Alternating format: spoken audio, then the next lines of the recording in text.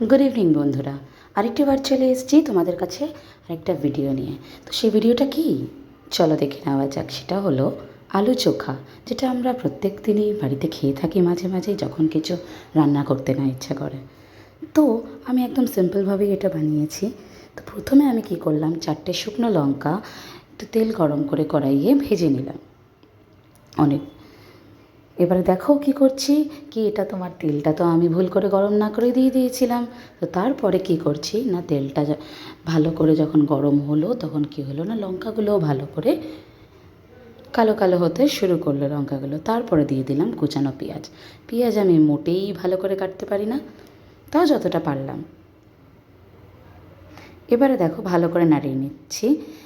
নাড়াচ্ছি তো না ঠিক করে খুন্তিটা দিয়ে, কিন্তু মনে হচ্ছে যেন যুদ্ধ করছি।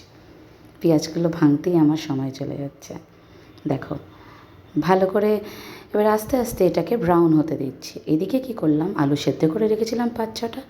এবার ওটাকে চামচ দিয়ে, যেহেতু গরম, আমি ওটাকে ভেঙে নিচ্ছি। ততক্ষণে কিন্তু ওইদিকে পেঁয়াজটাকে আমি লাল লাল হতে দিয়েছি। এবার দেখো এখানে আস্তে আস্তে গোল্ডেন ব্রাউন হয়ে গেছে পেঁয়াজগুলো। তো আরেক কিছুক্ষণ করে আমি এইটা গ্যাসটা নিভিয়ে দিয়েছিলাম।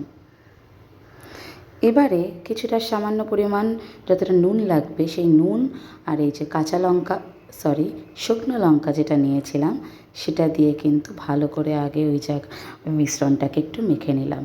এবারে মেখে নেওয়ার পরে আমি পুরো আলুটার সাথে ওটাকে মিশিয়ে ভালো করে আলুটাকে মাখলাম, যেন কোনো টুকরো টুকরো আলু যেন না থাকে। দেখতেই পাচ্ছ কত সুন্দর মিহিভাবে এখানে মাখা হয়েছে জিনিসটা। ওইদিকে আমি কি করলাম, একটা প্যানে আমি একটু তেল ব্রাশ করে নিয়েছিলাম, রিফাইন্ড অয়েল। এবারে এরকম গোল গোল করে রাখা আলু চোখাগুলোকে আমি দিয়ে দিলাম। বেশি কিন্তু এখানে তেল দেবো না, এটা যেন সে আলু টিকির মতো যেন মনে হয় যেন এটা জাস্ট শাঁকা হয়েছে, এরকম কিন্তু ডুবো তেলে ভাজার নয় এটা। এবারে কিছুক্ষণ রেখে 2-3 মিনিট রেখে দুটো দিকই ভালো করে ভেজে নিলাম। আর উল্টো দিকটাতে কিন্তু আমি মাঝে মাঝে অয়েল ব্রাশও করতে থাকছিলাম।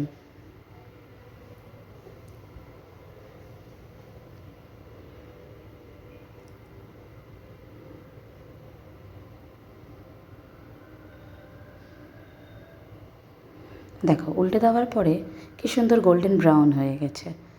এবারে এইটাকে আমি আরও কিছুক্ষণ ভালো করে শাঁকলাম এটাতে।